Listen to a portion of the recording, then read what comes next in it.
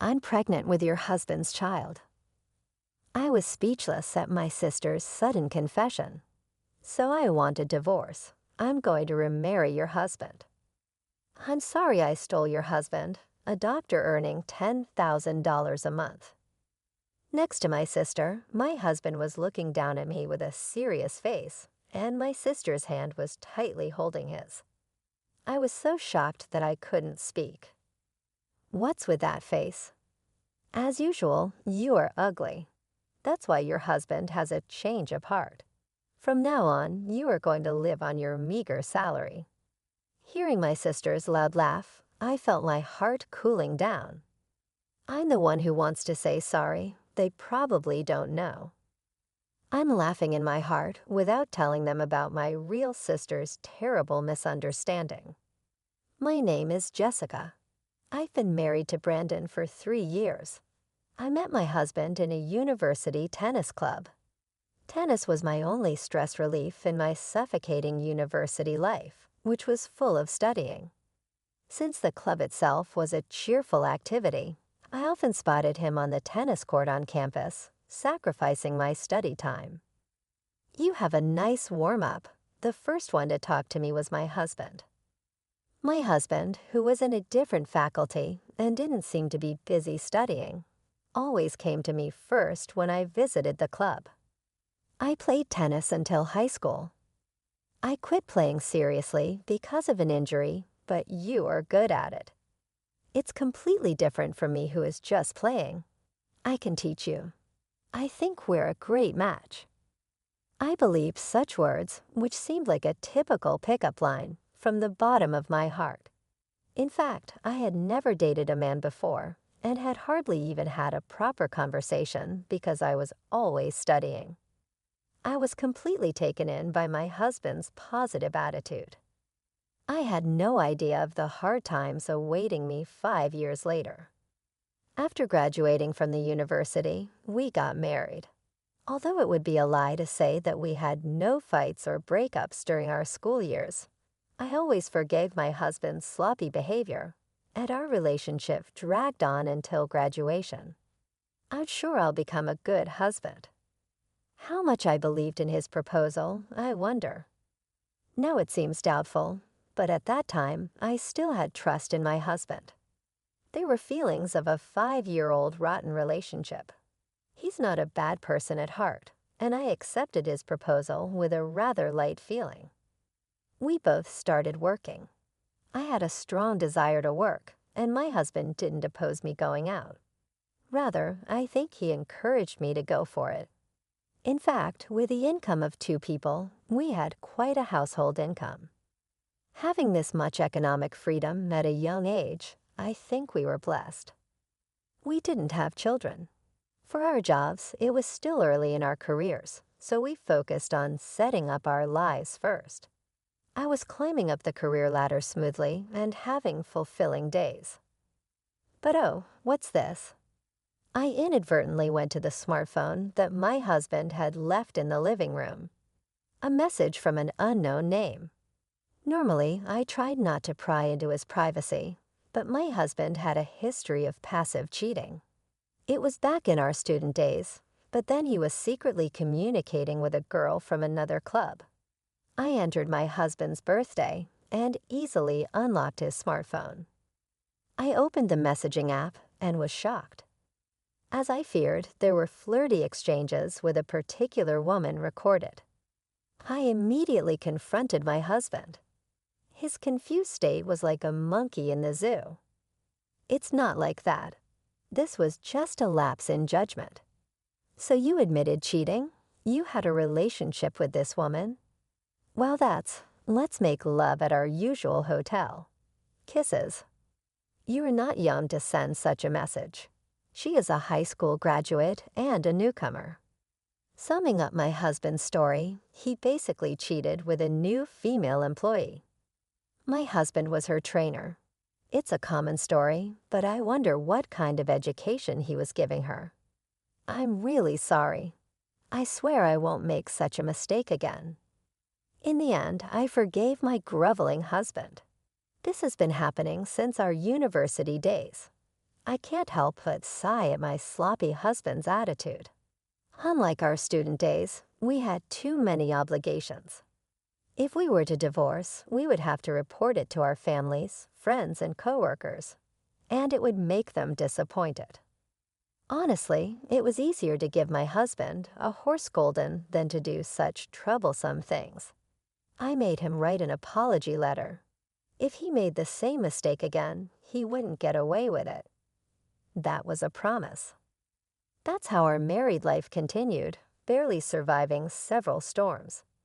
One day, I received news of my father's death. According to my crying mother on the phone, he seemed to have collapsed on the way home from drinking and was taken to the hospital. It appeared to be a stroke. My father's discovery was late, and on top of that, last night was in the middle of winter, so he unfortunately never came back to life. He was 60 years old, just before retirement. I took care of all the funeral arrangements. My mother cried all the time and wasn't in any condition to manage.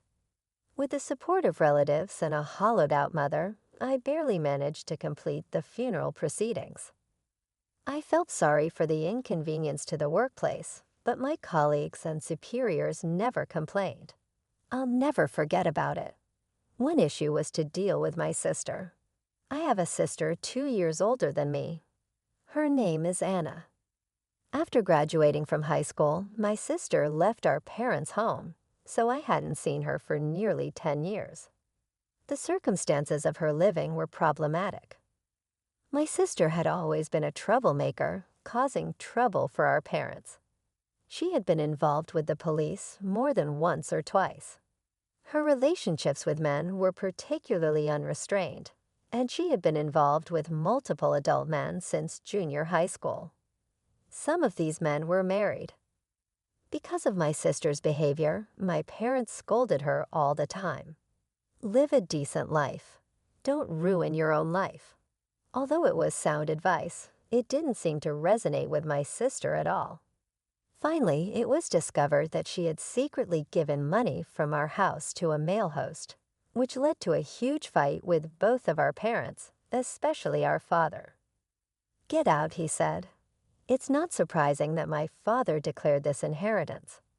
I don't even think of you as my daughter anymore. In response to his words, my sister also retorted and stormed out of the house. "He will want to come back to such a poor and gloomy house," as she said. My sister never showed her face to us again until my father passed away. Even though I had to inform her of our father's death, her cell phone number was still the same. So I had to send her a short message informing her of our father's death on the same day. My mom said there's no need for that, I explained. My mom was angry, but I couldn't ignore my sister. There was no contact from my sister until just before the funeral. If she doesn't come, it's fine then, I thought. Just when I was thinking that, my sister finally showed up at the post-cremation meal where we were breaking our fast after mourning. My sister's face, with her makeup thicker by 3 times than before, faced us after about 10 years. So you get married without much upgrading to our late father," she remarked. My sister seemed interested in the fact that I had brought my husband, who had managed to participate in the ceremony during the break from his work. He had been timid, meek as a lamb, until my sister showed up. He is not the type of person who came here briskly in ceremonial situations, I explained. I had a mess his mothering. I wish this would end soon, I thought. "Your husband isn't bad-looking, is he?" My sister asked. "What did you get to know him at work?" "We met through a club in college.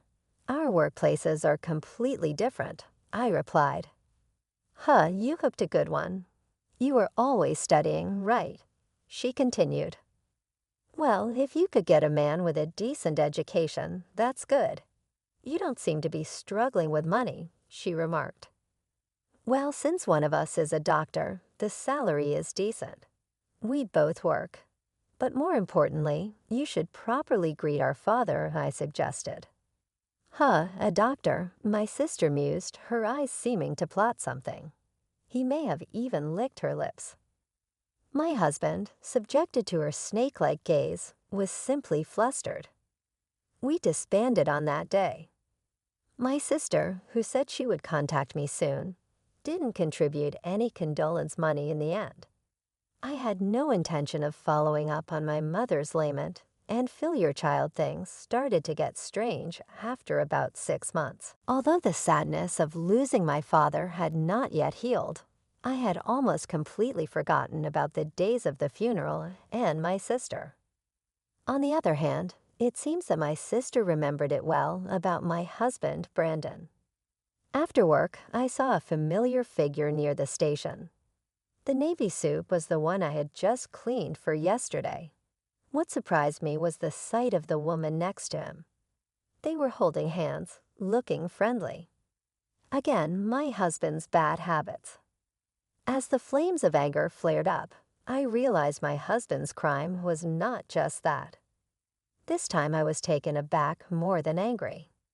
Next to my husband, flowering her mini-skirt, was my sister, Hannah, holding my husband's hand.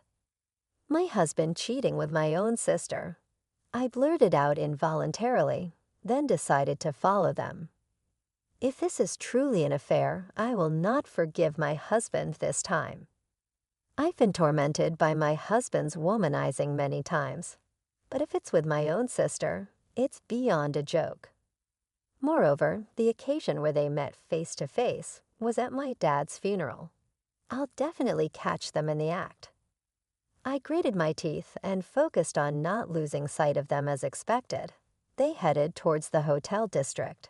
It was still daytime. My husband was supposed to be at work. I wonder what kind of excuse he used to leave the office. They walked past numerous hotels, glued even closer together. At one of the hotels where they finally stopped, they started kissing. Disgusting. This is the first time I have witnessed my husband's infidelity. Then they went into the hotel in front of them. I called my husband's smartphone after learning the two of them were off the hook for a while, holding back my nausea. After an irritating wait, my husband finally picked up the phone. What is it? I'm working. There's something I really need to check with you. Who are you with right now? With my colleagues and boss, of course. We have an important meeting coming up. Oh, so you have important meetings at the Love Hotel Jewelry Resort. Quite a flippant name, isn't it? How do you? I also know that my sister is with you. You're the one who needs to explain. Just wait there with my sister. After I had an ace up my sleeve, Brandon's voice seemed muffled and raspy. Finally, after checking with my sister, he informed me of the room number. All right. I embraced myself and stormed into the hotel. I explained the situation to the receptionist and paid for another room. After all this humiliation he has put me through, I won't show any mercy to my husband. When I opened the door to room 402, my husband was waiting there with a pale face. He was already dressed in a gown, having taken off his suit. My sister had the same gown as my husband and a mocking expression on her face. The pitiful wife showed up. She started smirking, showing no sign of remorse. On the contrary, she seemed to be enjoying the situation just like half a year ago. Her makeup was heavily plastered like paint. First, I confronted my sister. She was making a creepy face. Hannah, what are you thinking? You knew he's my husband, and you laid your hands on him, didn't you? Well, it's frustrating. After being kicked out of the house, I've had a really hard time. I was even abandoned by the host I was sponsoring. I didn't have a single thing going well for me. Despite all that, you live in a happy married life. You left home because of your selfishness, right? You troubled your parents till the end, and now you will try to ruin my family too. The chaos was there from the start. I heard from Brandon. It's truly pitiful because you always say harsh things. He doesn't even have a moment of peace at home. That's why I've been comforting him. Don't say whatever you want. This is a problem within our family. So you're just not satisfying your husband, are you? A boring woman like you. I'm different in that respect. I'm satisfying him.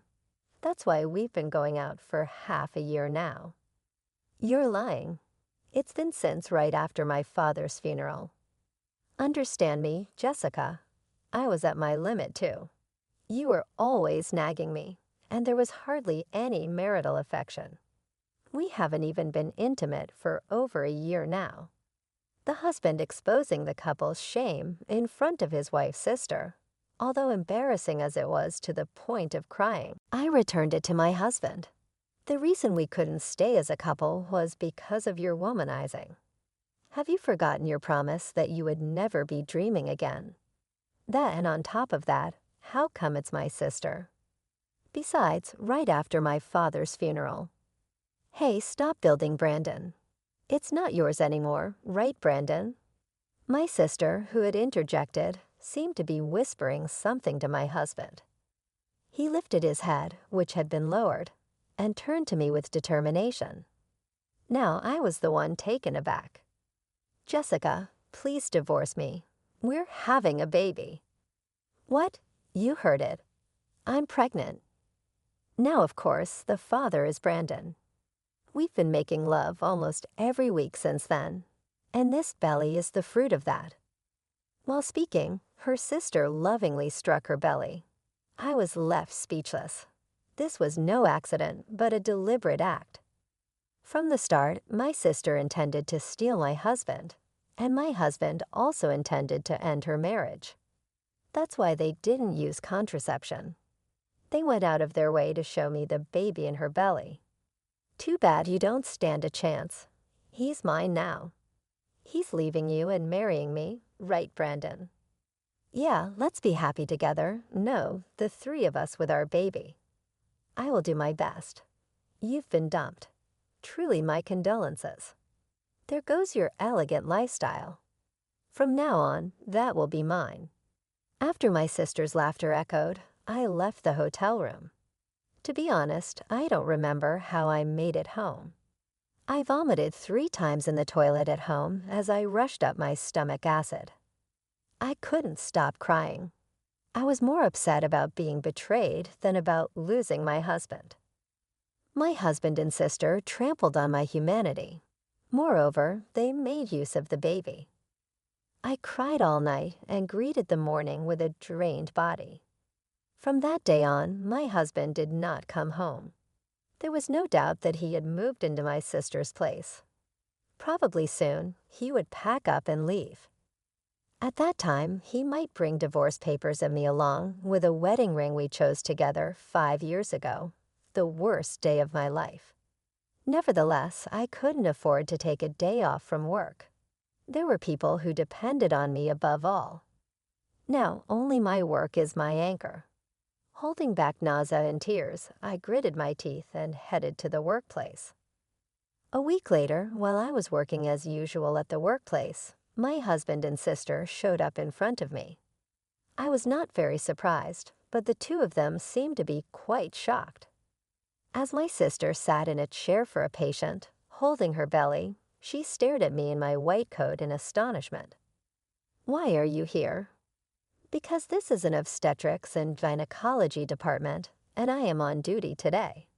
The doctor who usually examines you is off due to some circumstances." "You are a doctor, but what?"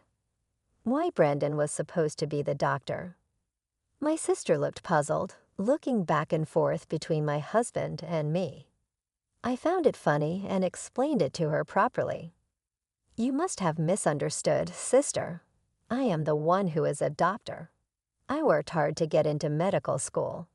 But at the funeral, Brandon said he was a doctor. You got yourself a highly educated husband. I only said if one person is a doctor, the salary will be decent. You misunderstood that, but Brandon said he was a doctor." As my sister's gaze pierced him, my husband, who seemed to have come along as an escort, only turned pale. He repeated clumsy excuses like a fish washed up on the beach. No, I was actually thinking of talking to you seriously. But then you mentioned getting pregnant. So you lied about being a doctor just to impress my sister and sleep with her. How pathetic. You're an adult doctor. You're a low-paid salesman. Well, that's. What do you mean, no paid? What about $1 million a month? We've already started looking at luxury apartments, and we've even contacted a regular car dealer to get a car. I've already maxed out my credit card on designer bags and shoes. Why would you waste money like that? And why is Jessica even at this hospital? She's supposed to be working at a different hospital. That's why I brought her here. When I took time off for my father's funeral, the doctor from this hospital helped me out multiple times. Now she has a situation, so I'm returning the favor. I've been working hard even while you two were cheating on me, Jessica.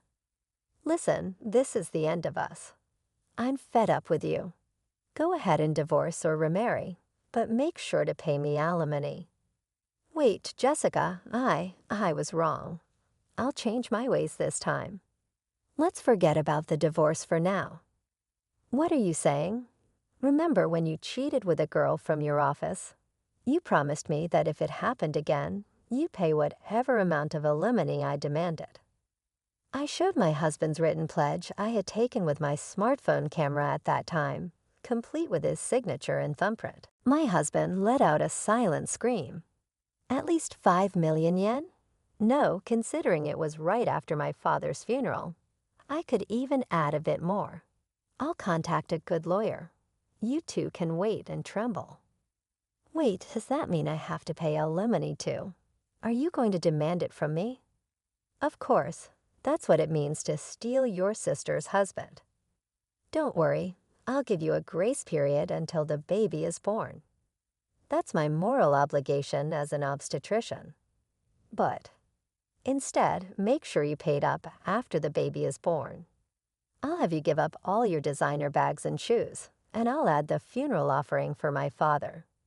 You apologize on your knees in front of his grave. I glared at my sister and walked away, started the regular examination. As soon as I instructed her to get on the bed, my sister fled the examination room. Perhaps she was afraid of me wearing rubber gloves. My husband remained, seemed to want to say something, but he meekly retreated under the cold stares of the nurses.